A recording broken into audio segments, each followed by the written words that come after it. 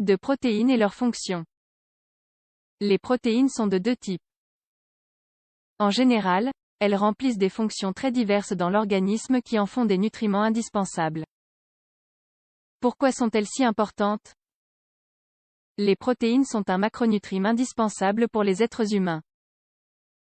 Elles doivent être présentes dans l'alimentation et sont composées de plus petits éléments appelés acides aminés. Parmi tous les acides aminés qui composent une protéine, on trouve les non essentiels, capables d'être synthétisés par le corps lui-même, et les essentiels, qui doivent être ingérés par l'alimentation.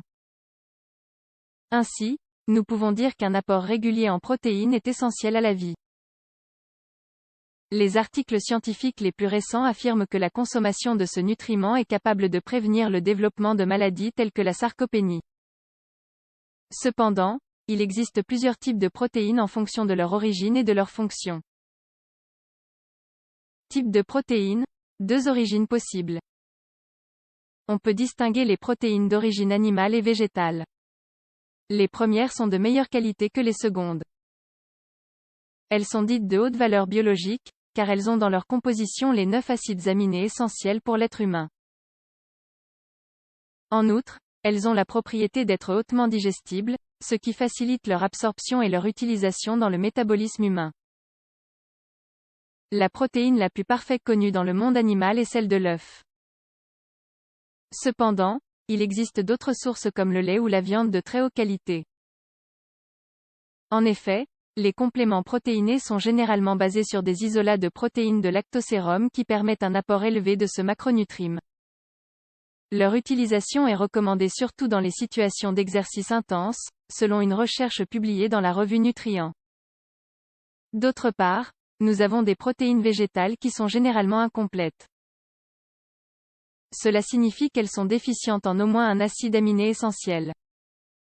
Il est donc essentiel de combiner différents types de sources végétales pour obtenir un apport correct en acides aminés. Cependant, même si l'on parvient à optimiser cet apport, la digestibilité des protéines végétales est bien moindre. Cela signifie que leur absorption et leur biodisponibilité sont inférieures aux protéines du monde animal. Dans les régimes équilibrés, il est recommandé qu'au moins 50% de l'apport en ce macronutriment provienne de sources animales. Fonction des protéines. Les protéines sont des macronutriments qui ont plusieurs fonctions dans l'organisme. L'un des principaux, et ce pourquoi elles sont le plus connues, est leur capacité structurelle à construire et réparer les os, les muscles et autres tissus. Cependant, leurs fonctions vont bien au-delà. Elles fonctionnent comme des anticorps pour nous défendre contre les organismes étrangers. Ce sont des enzymes qui accélèrent ou permettent les réactions physiologiques qui se produisent dans le corps. Elles permettent l'équilibre interne du pH au moyen d'un système tampon. Elles jouent un rôle dans la contraction musculaire. Les protéines confèrent élasticité et résistance aux organes et aux tissus.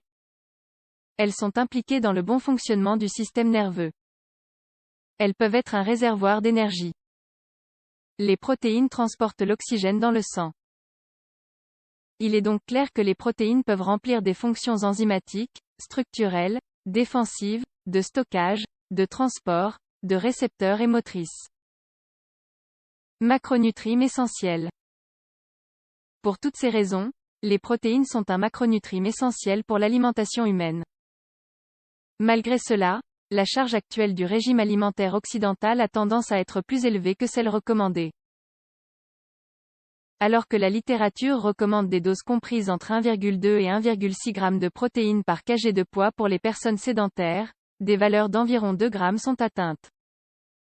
Ces valeurs peuvent être judicieuses pour les athlètes de force ou de haute intensité. C'est ce qu'affirme une étude réalisée en 2015. Cependant, chez les adultes sédentaires, elles pourraient représenter un stress trop important pour le foie et les reins, et n'offrent pas trop d'avantages en termes de composition corporelle. Il est donc recommandé de réduire légèrement l'apport en protéines, sauf en cas de besoin particulier.